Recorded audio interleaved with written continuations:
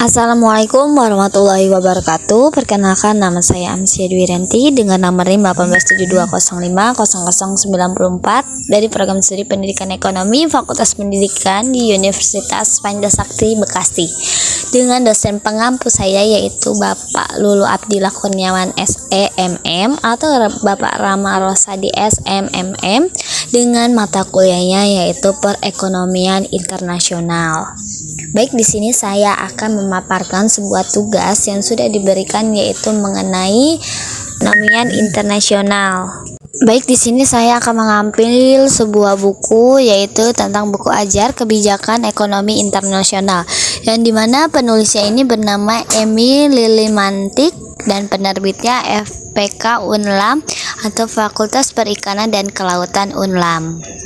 Nah, yang pertama ini ada pengertian ekonomi internasional, di mana ekonomi internasional ini adalah ilmu yang mempelajari tentang apa atau seberapa banyak dalam sumber daya yang langka dialokasikan untuk memenuhi kebutuhan hidup manusia dalam ruang lingkup kehidupan internasional.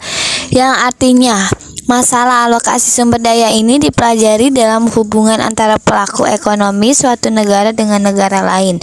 Ekonomi internasional ini mencakup beberapa aspek, baik dalam aspek mikro maupun aspek makro. Yang dimana aspek mikro ini misalkan seperti masalah jual beli internasional atau ekspor dan impor. Nah, sedangkan dalam aspek makro yaitu misalkan menyangkut masalah di mana masing-masing pasar ini saling berhubungan dengan satu sama lain yang dapat mempengaruhi pendapatan atau kesempatan kerja. Di sini ada ekonomi internasional menyangkut permasalahan antar beberapa negara, yaitu meliputi yang pertama ada mobilitas faktor produksi seperti tenaga kerja dan modal relatif lebih sukar atau mobilitas faktor produksi. Yang kedua, sistem keuangan, perbankan, bahasa, kebudayaan, serta politik yang berbeda. Yang terakhir yaitu faktor-faktor produksi yang dimiliki faktor environment yang dimana berbeda sehingga dapat menimbulkan peradaban harga barang yang dihasilkan.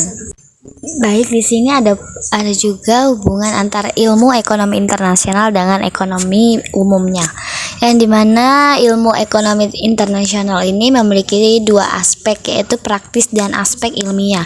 Nah, dari sisi praktisnya ini ilmu ekonomi internasional meliputi seluruh kegiatan ekonomi yang dilaksanakan oleh para subjek ekonomi atau perorangan atau badan pemerintah dari suatu negara dengan subjek ekonomi dari negara lain. Sisi ilmiah ini ilmu ekonomi internasional merupakan bagian dari ilmu ekonomi umum atau sebagai cabang dari ilmu ekonomi umum dan merupakan bagian yang menurut sifat-sifat dapat dijadikan sebagai suatu objek yang berdiri sendiri. Nah, di sini ada mengapa suatu negara perlu berdagang dengan negara lain. Karena apa? Karena perdagangan ini dari negara lain memungkinkan dapat memperoleh sebuah keuntungan yang mana dapat membeli barang yang harganya lebih rendah dan mungkin dapat menjual ke luar negeri dengan harga yang relatif lebih tinggi atau lebih besar.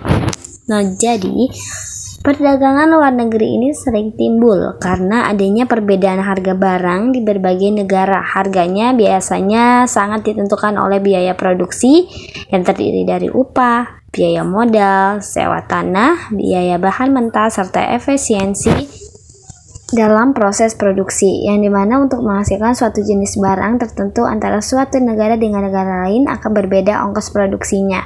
Dengan demikian akan berbeda pula harga hasil produksinya. Nah, di sini ada sebuah kesimpulan yang mana dari buku ini adalah ekonomi internasional ini merupakan suatu ilmu yang mempelajari tentang seberapa banyak sumber daya yang langka dialokasikan untuk memenuhi sebuah kebutuhan hidup manusia dalam ruang lingkup kehidupan internasional. Jadi, ekonomi internasional ini berusaha menjelaskan tentang bagaimana hubungan ekonomi antar suatu negara dengan negara lain dapat mempengaruhi alokasi sumber daya baik antar dua negara ataupun antar beberapa negara. Selanjutnya yaitu Nah, banyak bentuk hubungan dalam kaitannya dengan ekonomi internasional ini yang meliputi perdagangan, investasi, pinjaman, bantuan, serta kerjasama di internasional. Nah, para pelaku ini mengadakan sebuah hubungan ekonomi internasional yang meliputi sebuah pihak pemerintah, swasta, maupun organisasi internasional. Nah, dalam ekonomi internasional ini juga menyangkut permasalahan antar beberapa negara yang meliputi mobilitas faktor produksi serta tenaga kerja dan modal relatif lebih sukar mobilitas faktor produksi, sistem keuangan perbankan, bahasa kebudayaan, serta politik yang berbeda. Faktor-faktor yang terakhir ini ada faktor-faktor produksi yang dimiliki atau faktor endowment yang dimana berbeda sehingga dengan menimbulkannya peradaban harga barang yang dihasilkan.